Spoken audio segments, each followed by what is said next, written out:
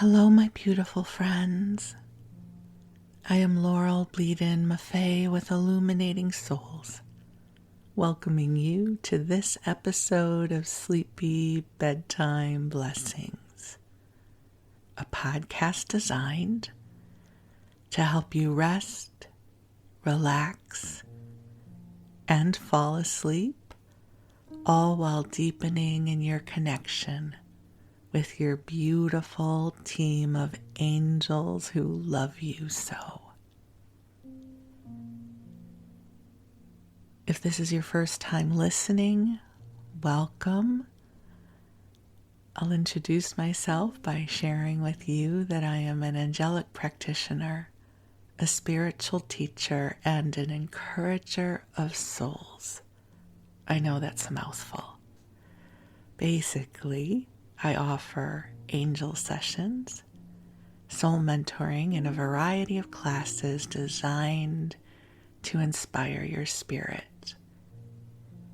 And you can learn more at my website, illuminatingsouls.com, where you can also sign up for my daily inspiration email blast, and I will send you an inspiring email every weekday. But for now, the angels and I are here to help you come into a lovely, soothing, welcoming space where you can rest, connect more deeply with divine love, and perhaps even drift off to sleep. This podcast is inspired by two of my favorite forms of self-care. My love of connecting with the angels and listening to a sleep podcast. I listen to one every single night. I have several different podcasts in rotation, including this one. It's just lovely that I have created a podcast that also helps me go to sleep, so yay for that. And some of the others that I listen to are the Sleepy Bookshelf, Sleepy by Otis Gray, and a few others. But for now, you're here. So let me share with you a little bit about what you can expect. So this episode will go for about an hour, and I make hour-long episodes because as a listener, that's what I prefer. I don't want to have to hurry up and fall asleep. I want to know that I have plenty of time, especially if it's one of those evenings where I have a harder time drifting off than others. So we'll be together for about an hour. Usually the first 15 to 20 minutes, I share with you about maybe a spiritual theme. I bring in the angels for you.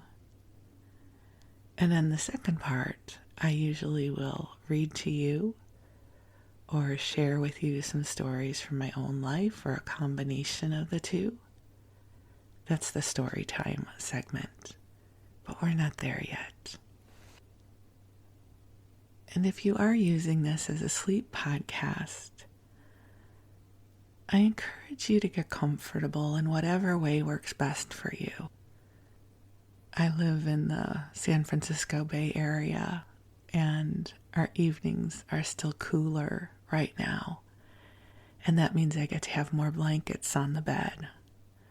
And I love to curl up underneath the covers at the end of a day. And I pull the covers over my head.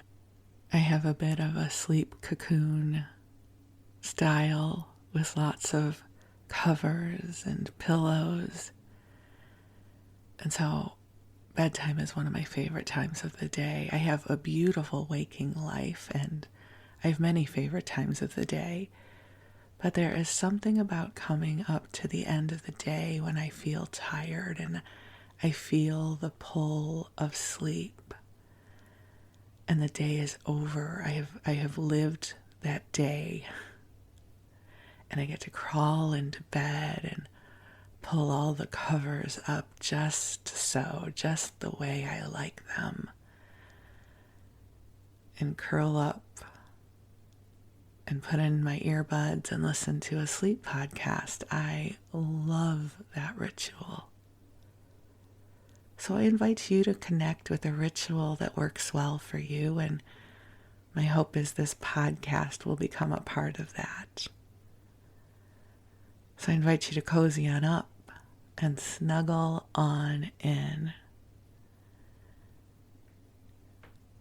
And as I record this, it is early morning.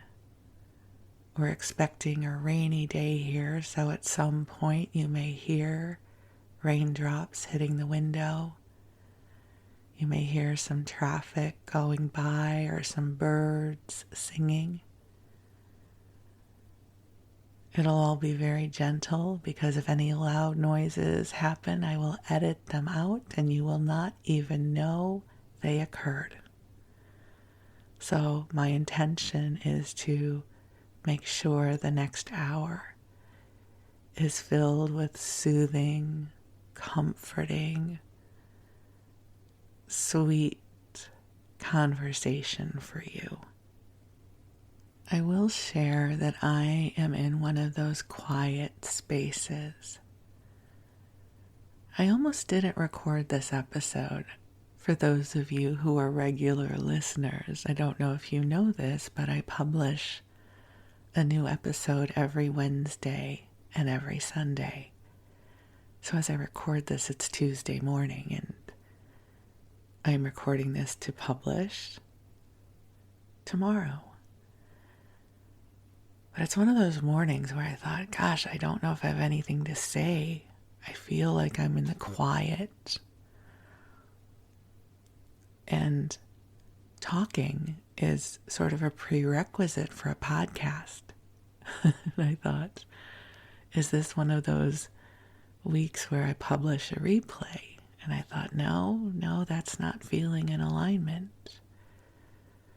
So maybe we can talk together about the quiet spaces when you feel like you have nothing to say. It's interesting, a lot of the astrologers are talking about this profound planetary shift that is happening. They have been forecasting that the end of March was going to be bringing about very positive energies. And I know that sometimes for me, when the energy is shifting, I go quiet, because it takes time to acclimate to the new. I tend to be a steeper, meaning I take my time with energy. I typically am not someone who just leaps into the new.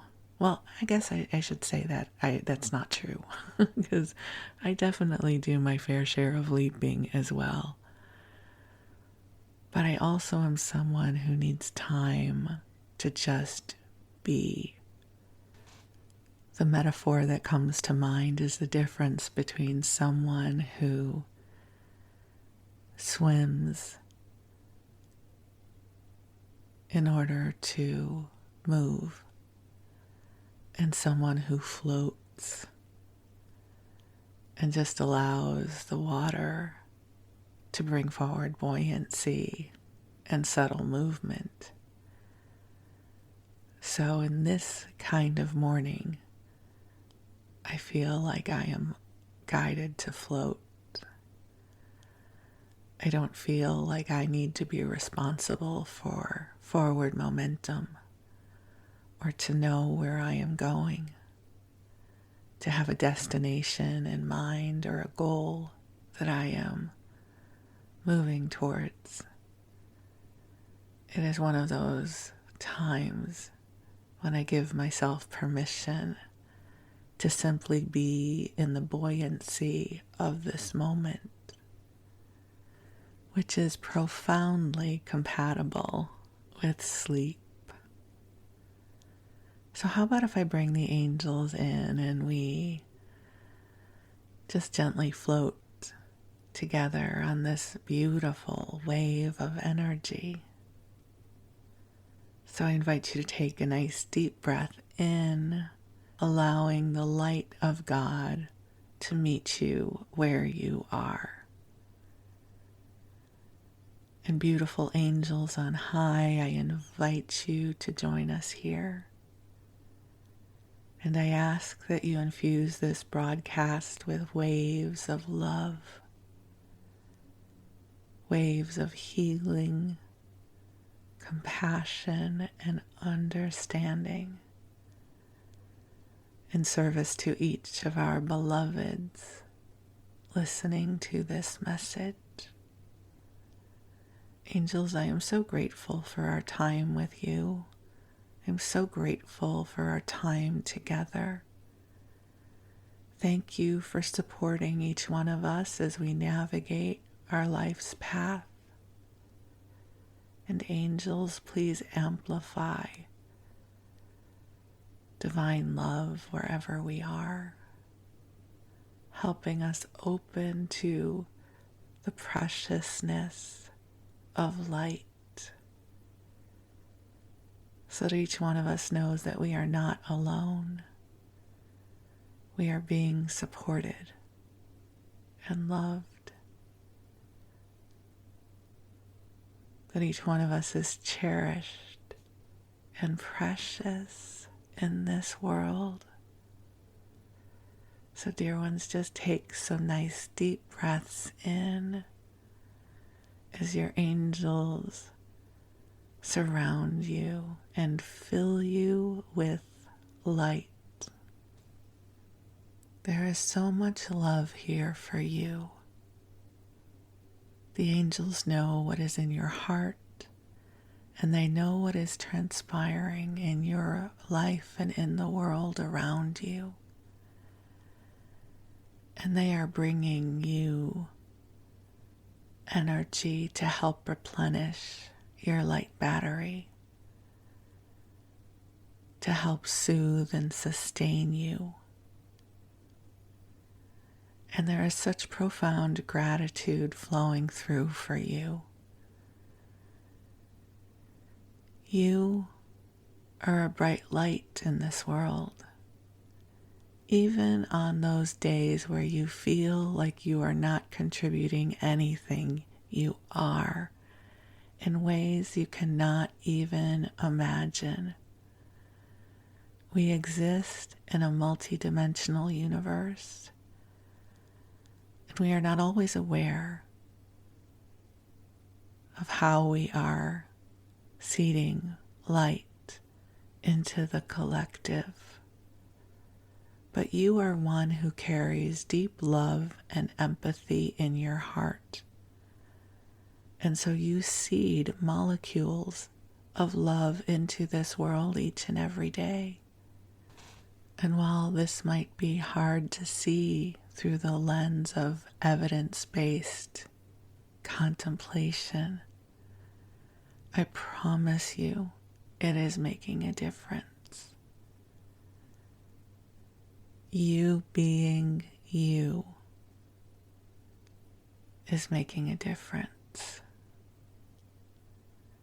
So allow this love, this light to wash over you, helping to clear from you anything that is not yours, anything you are ready to declare complete.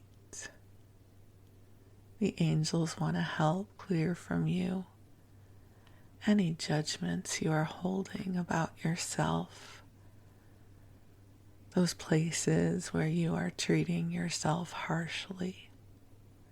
Just take a deep breath and let it go. All of us are perfectly imperfect. We are all flawed. We are all learning as we go. It is not meant that you live a life of perfection. Life is messy. We are messy. And just let that be so. And let yourself be loved right where you are. You don't have to heal something to be loved. Love is not transactional. It exists. It simply is. So imagine that you are floating now on a sea of love. Your angels are supporting you so that you are buoyant in this sea of love. Just allowing your body to feel weightless as it reconnects with the cosmos, allowing yourself to feel lighter, lighter in spirit, lighter in your presence, allowing that lightness of spirit to flow to you now. And the angels are also helping you connect with your spark, your unique divine essence, the magical, mystical, beautiful you. You carry so much magic within you, even if you're not sure what that means. There is goodness flowing to you now. There are moments of joy that are being cultivated for you in the days to come.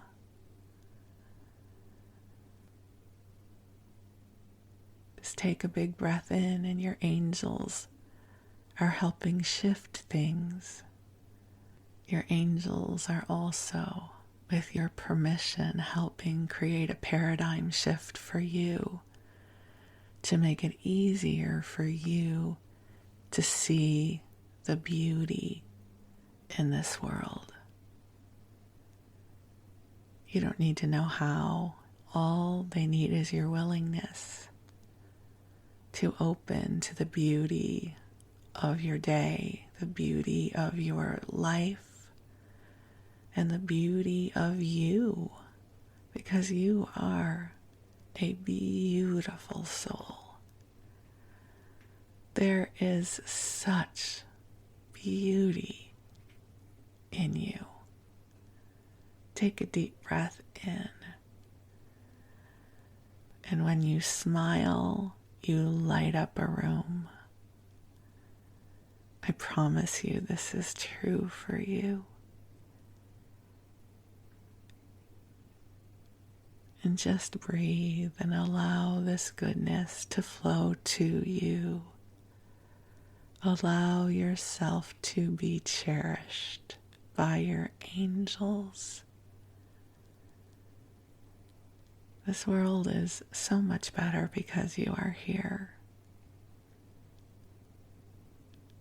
And as I speak these words, the rain is starting to come in. And I love the rain in this context because it reminds us that the cleansing and clearing is always available. So just let it come in for you right now. As the angels help you connect with your authentic self, the greater expanse of all that you are, the beauty of all that you are. And breathe, allowing your body to relax and receive.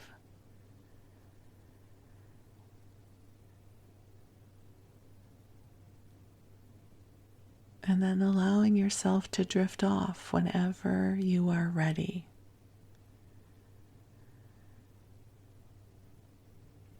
As the golden light of the angels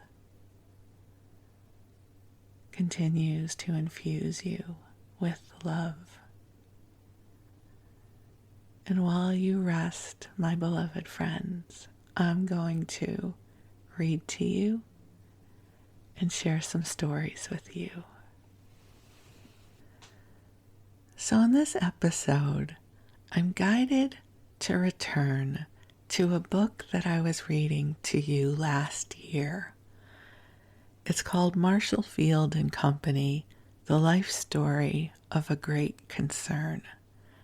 It was published in 1922 by the Dry Goods Economist. Now here's the thing. I think I have read this part of the book to you before, but I can't find it. I know it's in there. I just haven't searched very hard. But it's something that I had wanted to go back and listen to again when I use this sleep podcast for my bedtime.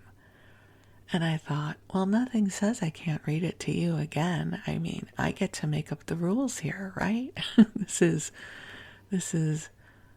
the podcast that I dream of, yes?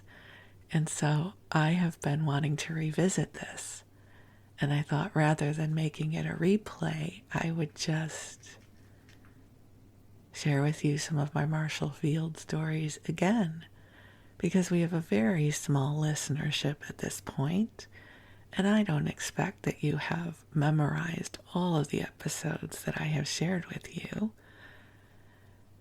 And so this sounded like fun for me, and I'm hoping it'll be fun for you as well.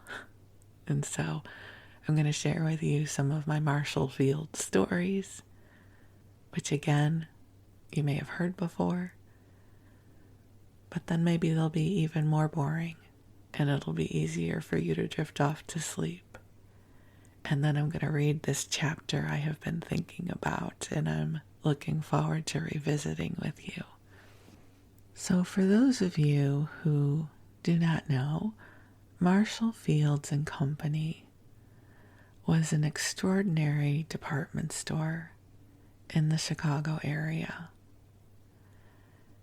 And for anyone who was growing up in Chicago anywhere during the last century, right? Anytime in the 1900s. So from 1901 to 1999, you know about Marshall Fields. It was a store where you could always buy the finest and the best. Their display counters were always beautifully laid out.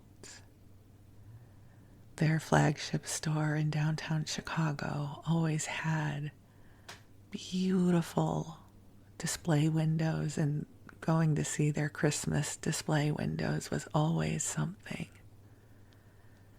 So I grew up having a special relationship with Marshall Fields. I remember going downtown as a little girl with my mom and my sister. Perhaps my brother was there as well. I don't remember that part. And my grandmother. And I remember then going downtown on a Saturday meant you got dressed up back in the day.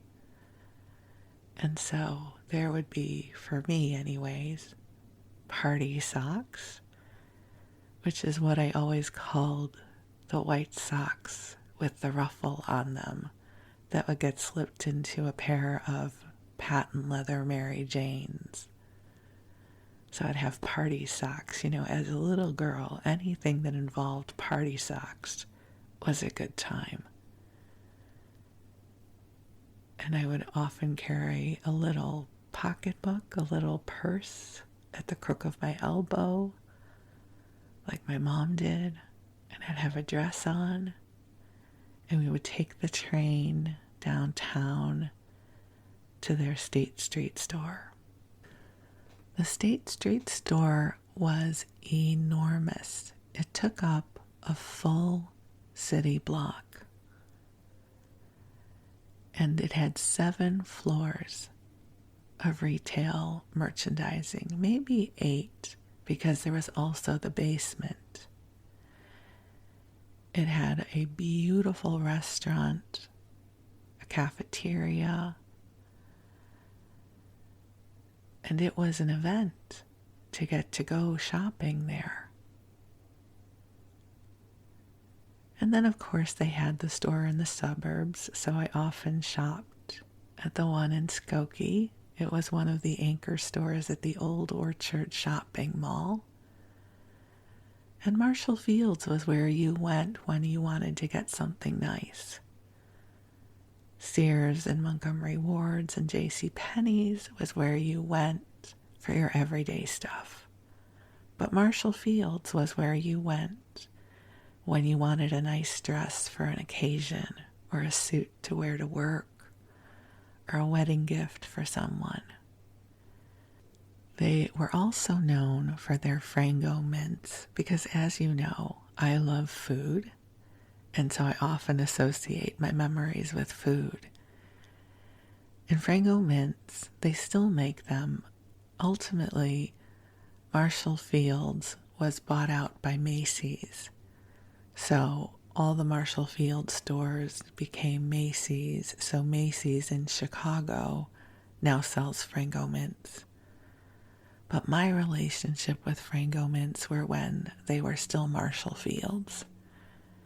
And Frango mints are these delicious little mint melt-away chocolates that were often used as a hostess gift, you know, when somebody invited you over for dinner back in the day when you would bring a gift.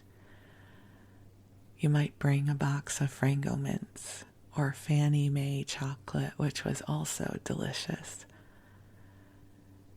I don't ever remember my parents bringing a bottle of wine, so we were definitely a box of chocolate kind of people. And so I have a love affair with Marshall Fields. It was a really special place to get to go shop.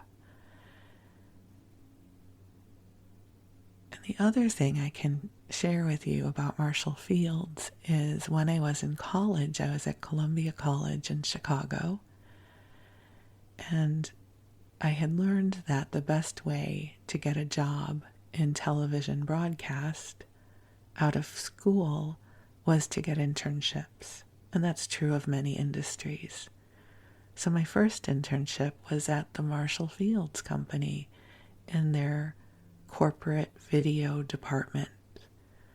So back then, and it's probably still true today, that big companies had their own corporate video department where they might make product videos, training videos. And so that was my first internship. And they had their own TV studio where they would film whatever programs they were creating.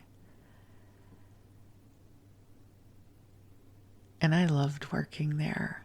It was wonderful, and I really got to know the store, where all the departments were. I loved shopping for a good bargain, even though I wasn't getting paid there. It felt like part of my payment was that I knew when things went on sale.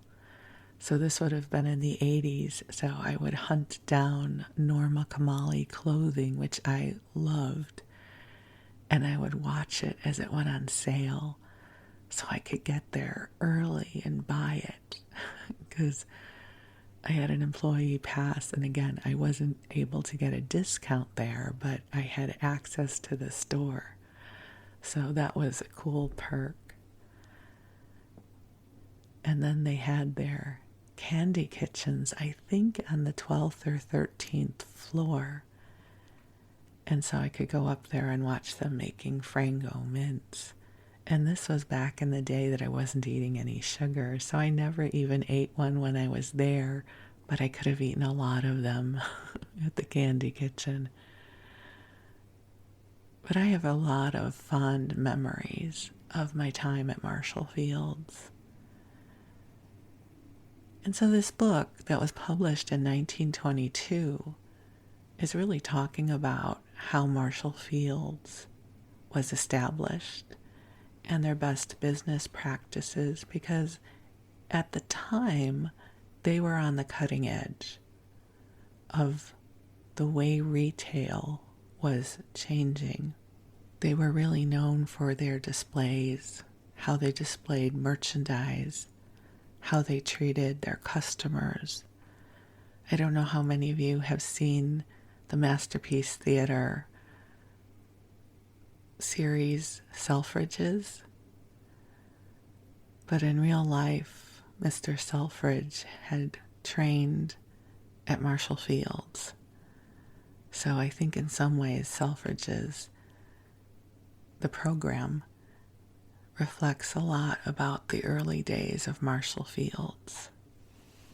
So the chapter I wanted to revisit is the one where they talk about how they cared for their employees.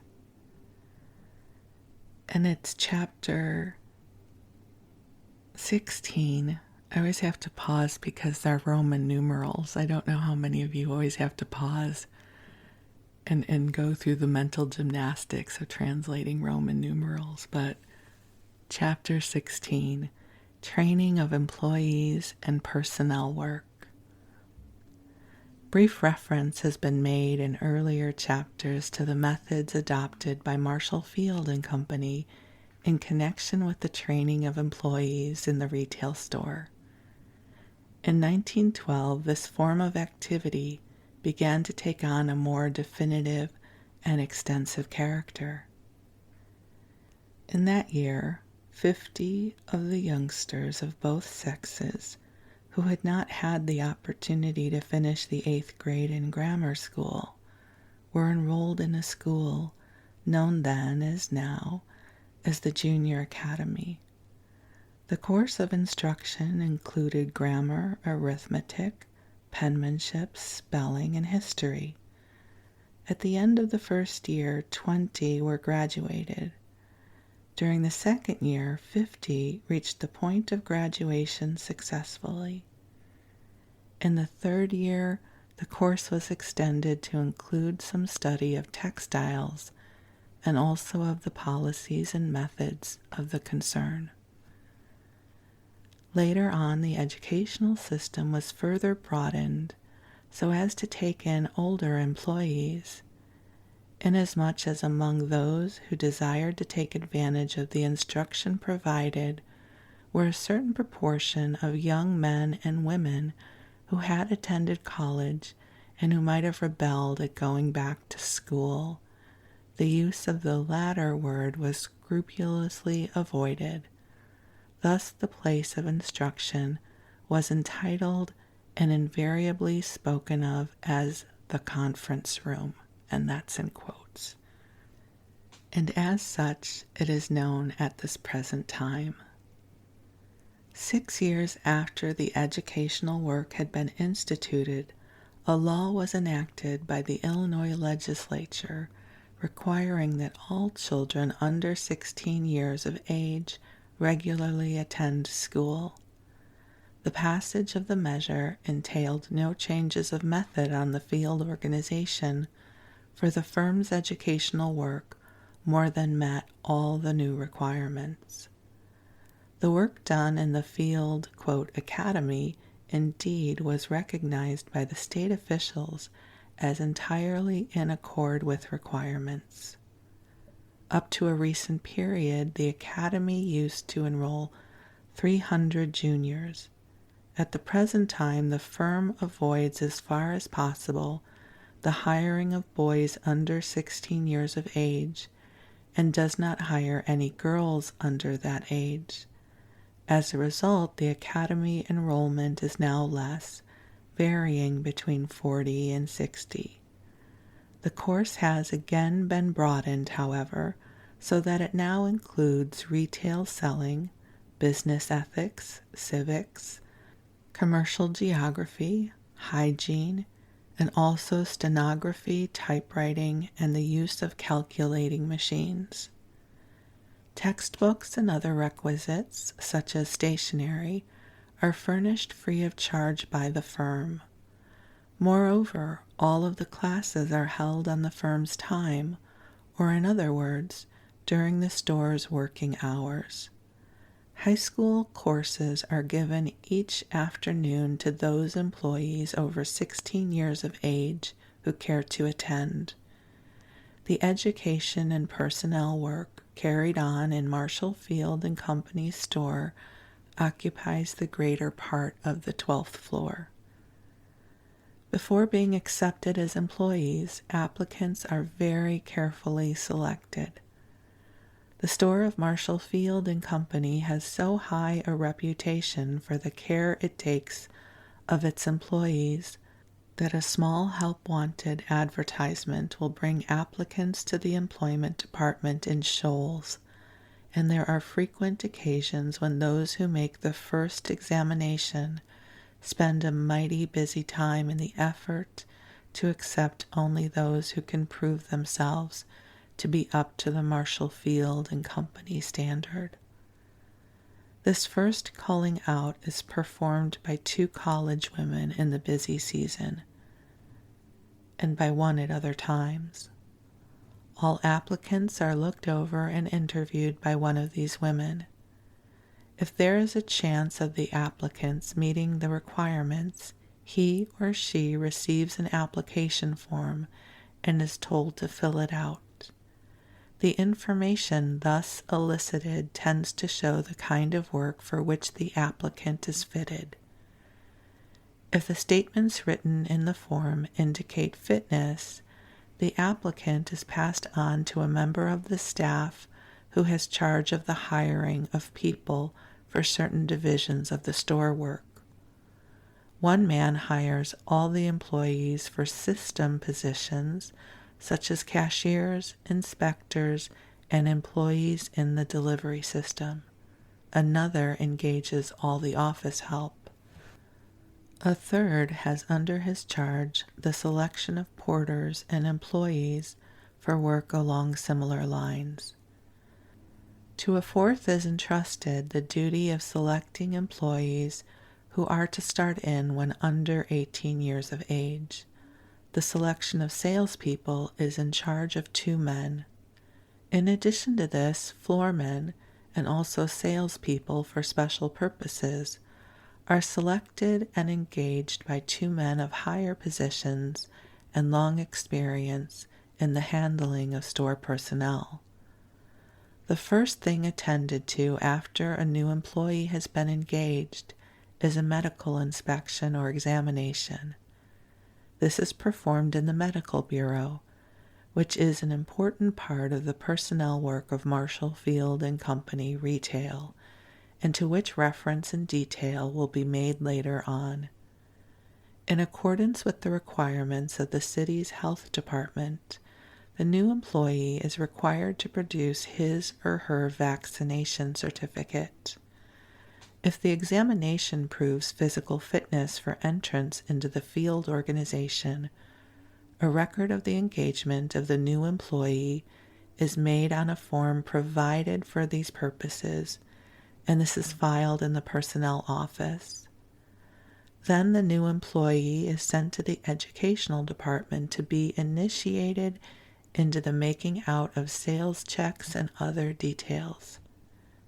In the brief course for this purpose, there is presented to the student for solution a number of problems, each of which is based on actual store work. Needless to say, the new member of the organization is fully instructed in the spirit and policies which actuate the management and which in fact permeate the entire Marshall Field and Company organization. Not only with the newly engaged employee, but at frequent intervals in the case of all salespeople, instruction is given by means of demonstration sales. A course in salesmanship is conducted twice a year for a group of pioneering salespeople. The candidates are selected by the buyers and meet 1 morning a week for 10 weeks. They study the history and policies of the store and analyze the parts of a sale and all of those things that go into making the Marshall Field and Company quality of service to customers. These courses have a strong influence in getting salespeople interested in their work and giving them a vision and understanding of what real salesmanship is capable of accomplishing. It happens, as it sometimes does during the duller periods of the year, that the newly engaged employees are not sufficient in number to form a large enough class just at the time of their hiring. They are allowed to go to work for a few days until enough recruits have accumulated to form a class. The extent of the educational activities of the field store is indicated in part by the fact that at the beginning of June 1920, 7 teachers were employed in the junior academy, and that 20 students were at that time ready for the approaching graduation. In addition, there were quite a number from the store's system department engaged in the study of stenography, typewriting, and the use of accounting machines. There was also a class in advanced English. In fact, the Educational Bureau, which is now located on the 12th floor of this immense main building, is a mighty busy place, with its several classrooms and its numerous teachers. Isn't that fascinating that they provided such extensive training and education for their employees?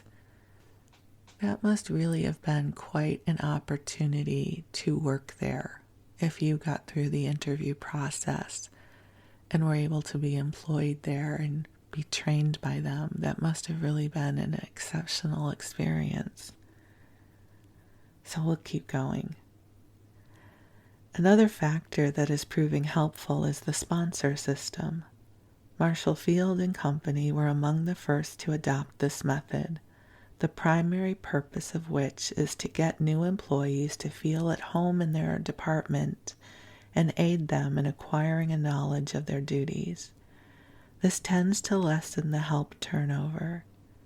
The new employee sees from the start that the store management takes an interest in her and that the house desires to help her to progress.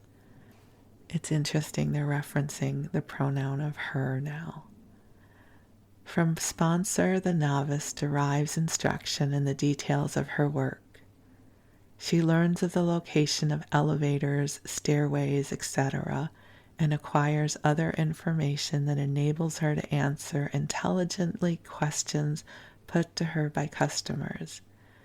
And as someone who worked at the State Street store, I will say the knowledge of elevators and where you can cross in the building and stairways is important. It's not as simple as it sounds.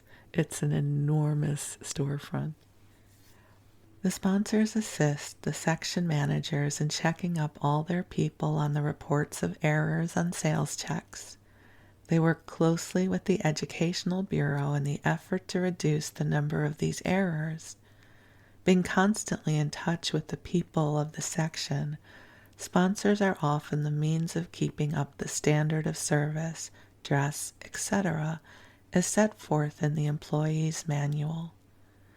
Through the sponsors, over 400 people, many of whom had been in the store for some time, volunteered to join classes in English.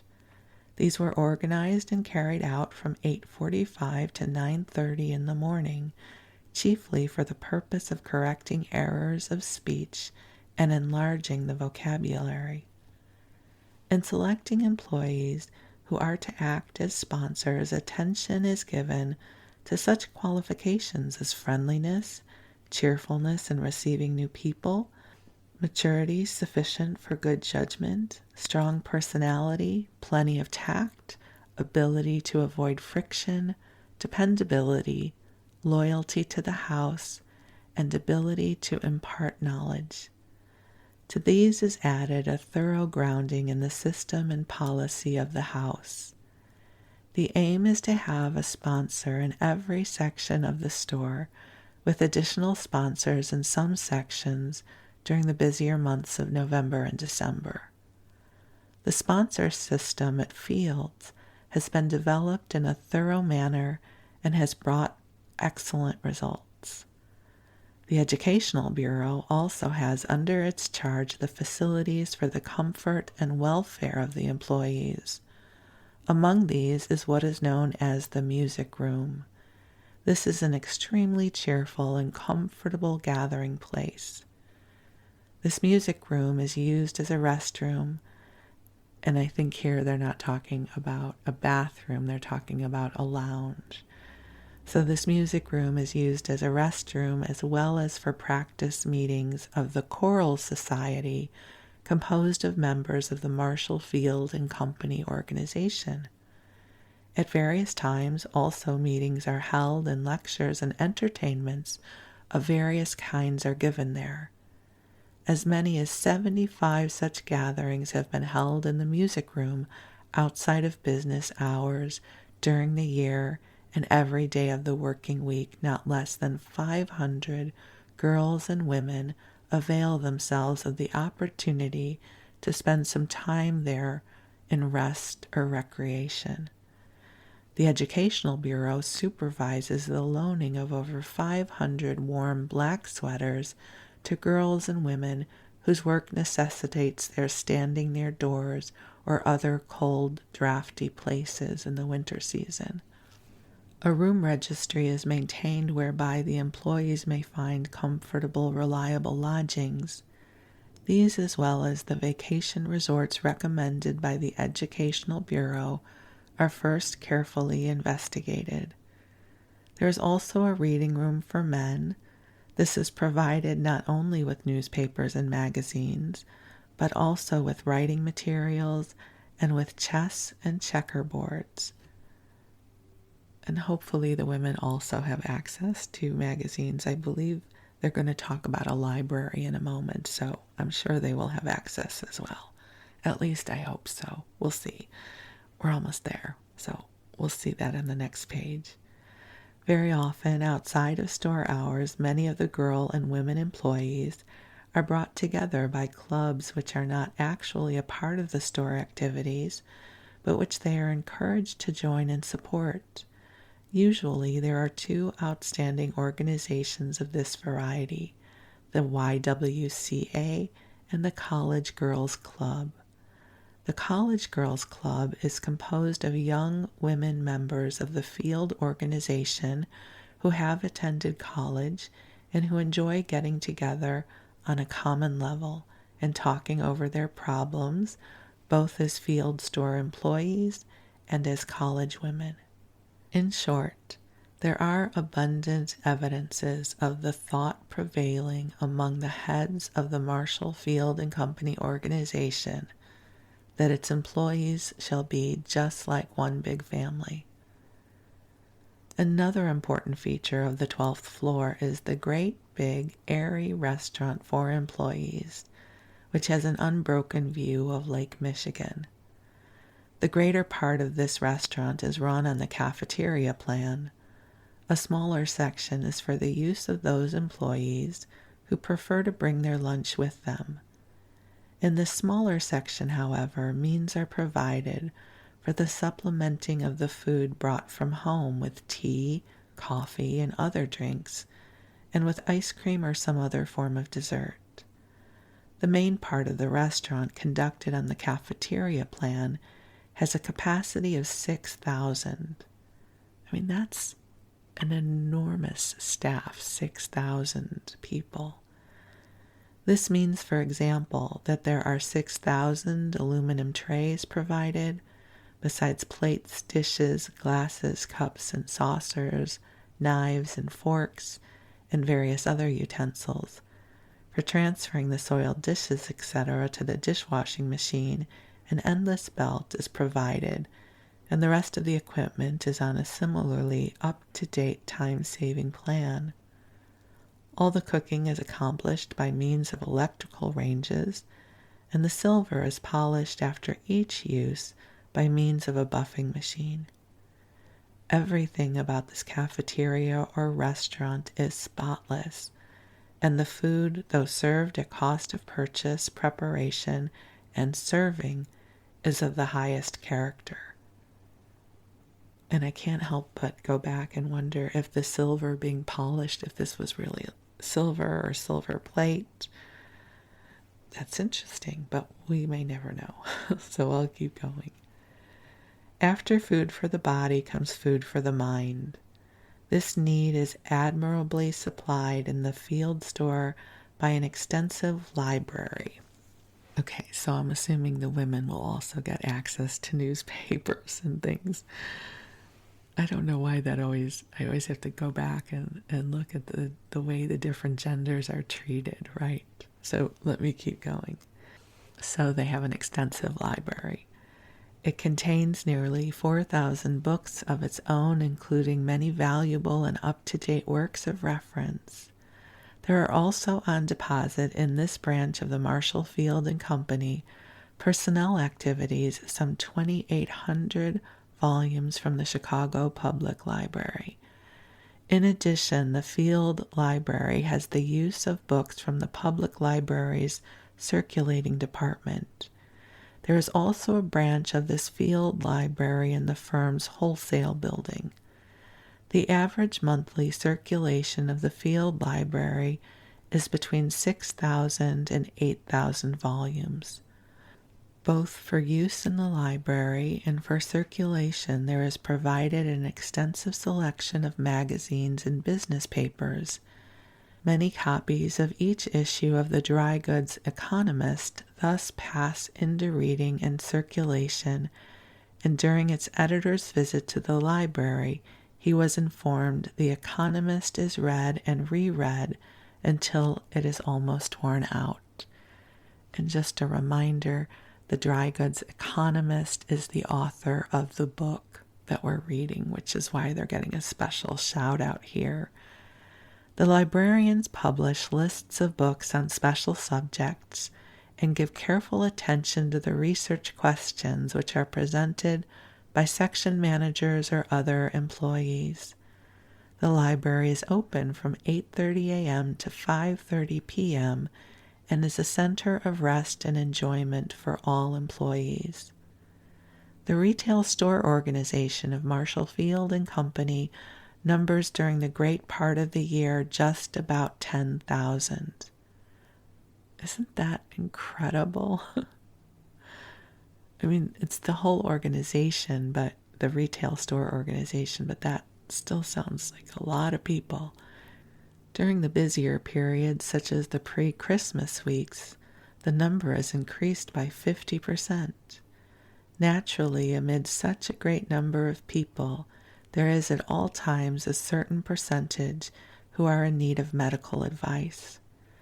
Reference has already been made to the store's medical bureau, its origin many years ago, and its work in connection with the new employees. Now there must be said something as to what is done right along the year round for employees who are ailing or who meet with an accident. The medical bureau is fully equipped to handle simple cases, to give first aid, and to furnish advice after a thorough examination of the patient. Wisely, as a little consideration will show, the medical bureau does not give treatment except to the degree above indicated. It does take care, however, the employee who is sick shall be so directed as to obtain medical treatment from a properly qualified practitioner, a specialist it may be in certain cases. 3 doctors compose the medical staff, and at all hours throughout the working day one of them is in attendance. As the physician-in-chief explained it, this plan has the advantage of permitting each of the doctors to practice at a hospital or elsewhere, and thus keep in touch with all the newest developments in the treatment of disease. The personnel of the medical bureau also includes 6 trained nurses, a clerk to take care of the records of cases, and a stenographer. This extensive staff is made necessary by the fact that a visit is paid by a nurse to each employee who goes home on sick leave and is absent more than a day or so. This feature of the Bureau's work is known as social service and is under the direction of still another member of the Medical Bureau's personnel, who is not included in the foregoing enumeration. Among other things, the call brings out information as to whether the patient is under the care of the right kind of physician. This is a matter which obviously has no small bearing on the speed of recovery. In some instances, the employee who needs special treatment or an operation, it may be, is sent to either St. Luke's Hospital or to the Presbyterian Hospital, to both of which institutions Marshall Fields and Company have for many years been generous contributors. All employees who have been absent on sick leave for a period of 3 days or more are examined by one of the physicians on reporting for work. This is essential because in many cases the employee may return to work when still physically unfit. The Medical Bureau attends not only to the employees of the retail store, but also to those in the wholesale branch of Marshall Field and Company, to employees in the concern's warehouse and garages, to workers in its factories in Chicago or in the vicinity of the city. It is hardly necessary to add that all of the employees are encouraged to avail themselves of the services of the Medical Bureau whenever they so desire, just as they are welcome to make use of all the other facilities which Marshall Field and Company furnish for the instruction, health, and comfort of their coworkers. And so that is a little bit about Marshall Fields and Company back in 1922 and what they had set up for their employees. I don't know why I find that so interesting, but it is. It must have really been something to get a job there and then have the availability of these services.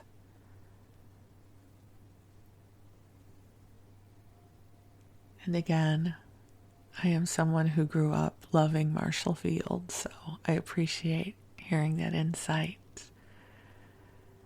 And so, my beautiful friend, I hope that you are feeling the love and the sweetness of the energy the angels are bringing forward for you. So I wish you the sweetest of dreams, and we'll talk again soon. So thank you so much. I'm so deeply grateful for you. Blessings to you. Thank you.